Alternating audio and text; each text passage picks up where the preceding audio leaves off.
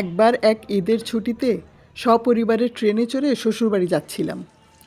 আমার সামনের সিটে এক ভদ্রমহিলা তার ছেলেকে নিয়ে বসেছিলেন। ট্রেন ছেড়ে দিতেই এক রুমাল বিক্রেতা এলো রুমাল বিক্রি করতে করতে। এই রুমাল, হরেক রকম রুমাল লাগবে রুমাল। ডাক শুনতেই ভদ্রমহিলা বিক্রেতাকে কাছে ডাক দিলেন। বিক্রেতা তার পসরা নিয়ে কাছে আসতেই ভদ্রমহিলা অনেকগুলো রুমাল হাতিয়ে দেখলেন। এরপর একটা রুমাল দেখিয়ে বললেন, দাম কত?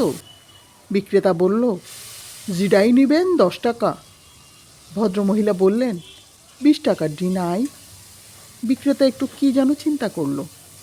এরপর তার ঝোলা থেকে আরেকটি রুমাল বের করলো। তারপর সেটি ভদ্রমহিলার হাতে দিয়ে বলল, এই নেন 20 টাকার রুমাল। ভদ্রমহিলা 20 টাকা দিয়ে রুমালটি নিয়ে নিলেন। আর আমি বিক্রেতার চালাকি বুঝতে পেরে হেসে দিলাম। আপনারা কি বুঝতে পেরেছেন ব্যাপারটা কি হয়েছে? বলুন তো, কি জয়ী হয়েছে, ভদ্রমহিলার সরলতা নাকি বিক্রেতার চালাকি?